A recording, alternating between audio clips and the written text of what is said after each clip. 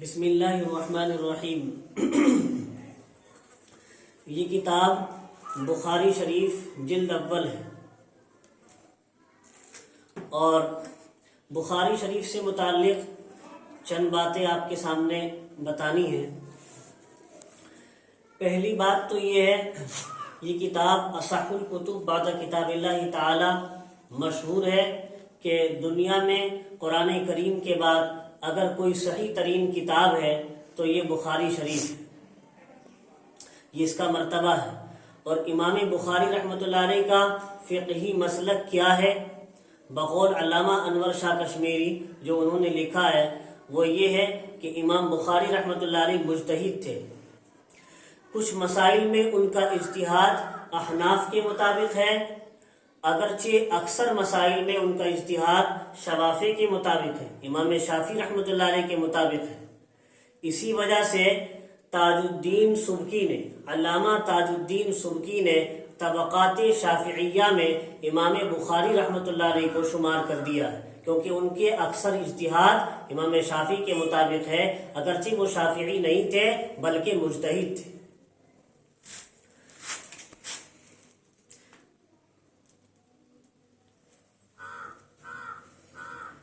شیخ زکریا رحمۃ اللہ علیہ کی رائے بھی یہی ہے کہ امام بخاری رحمۃ اللہ علیہ مجتہدانہ مقام رکھتے ہیں، کسی کے مسلک کے تابع نہیں۔ سن 217 ہجری میں بخاری شریف کی تصنیف کی ابتدا کی امام بخاری رحمۃ اللہ علیہ نے۔ اس وقت امام بخاری رحمۃ اللہ علیہ کی عمر 23 سال تھی، 16 سال میں تصنیف مکمل ہوئی۔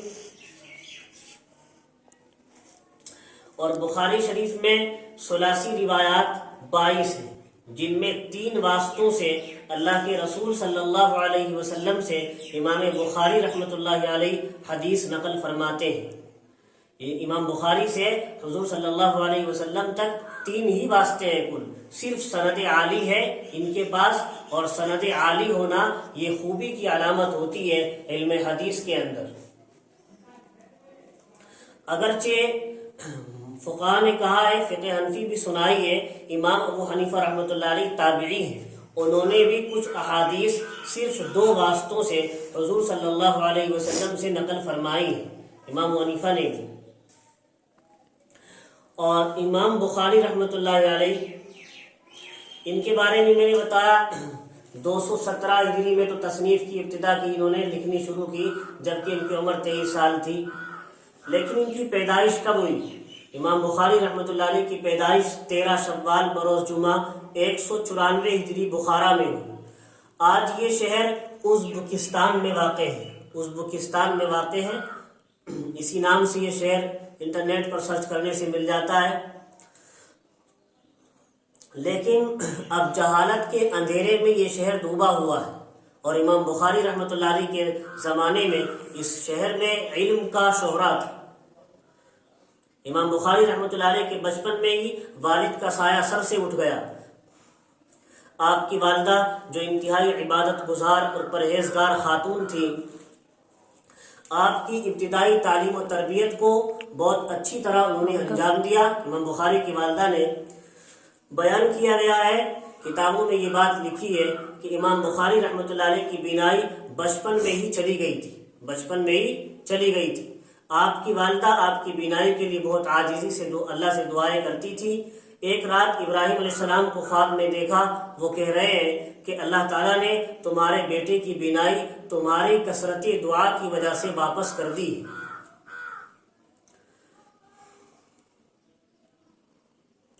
آپ نے، امام بخاری نے علم حدیث کے حاصل کرنے کے لیے اس وقت کے مشہور علمی مراکز حجاز، بصرہ، کوفہ، مصر اور شام وغیرہ کا سفر کیا اور وہاں کے محدثین سے فیض حاصل کرتے رہے۔ امام بخاری رحمۃ اللہ علیہ کی مشائخ کی تعداد ان کی صحیح بخاری میں خود 289 ہے۔ امام بخاری رحمۃ اللہ علیہ فرماتے ہیں، میں نے 1080 لوگوں سے حدیثیں حاصل کی ہیں، 1080 لوگوں سے حدیثیں لکھی ہیں، اور فرماتے ہیں میں نے جامع صحیح البخاری 6 لاکھ حدیثوں میں سے انتخاب کر کے چھانٹ کر 16 سال میں مکمل کتاب لکھی۔ حافظ ابن حجر رحمۃ اللہ علیہ فرماتے ہیں کہ بخاری شریف میں بلا تکرار 2602 احادیث ہیں۔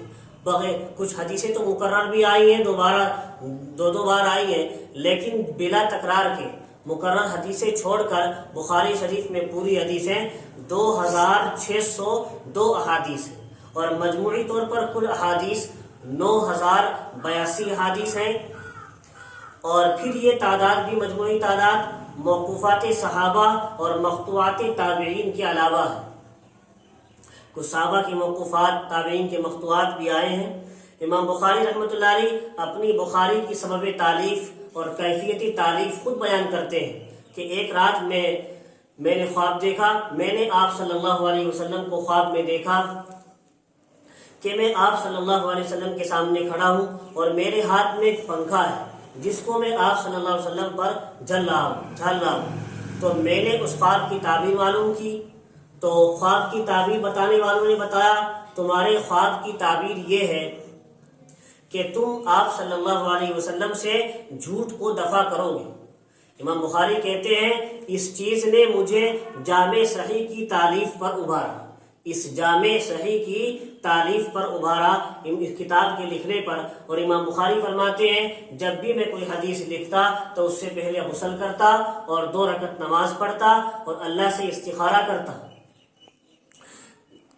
اپنے نفس سے استخارہ بھی کرتے تحقیق صحت کے بارے میں۔ بعض علماء نے کہا ہے کہ یہ حدیث صحیح ہے یا نہیں ہے، خوب غور کرتے، اللہ سے بھی استخارہ کرتے۔ جب حدیث کی صحت کا یقین ہو جاتا تو پھر اس کو اپنی کتاب میں لکھتے۔ امام بخاری رحمۃ اللہ علیہ کی وفات سمرقند میں 256 ہجری میں ہوئی۔ ورقہ جو غالب بن جبریل سے نقل کرتے ہیں، یہ بھی غور سے سننے کی بات ہے، غالب بن جبریل سے نقل کرتے ہیں کہ آپ کے دفن کے بعد آپ کی قبر سے مشک سی کی خوشبو آ رہی تھی۔ یہ مقام تھا امام بخاری رحمۃ اللہ علیہ کا، یہاں تک کہ لوگ آپ کی قبر کی مٹیاں لے جانے لگے تو ہم نے آپ کی قبر پر کانٹے دار ٹہنیاں ڈال دی۔ یہ ورقہ جو غالب بن جبریل سے نقل کرتے ہیں۔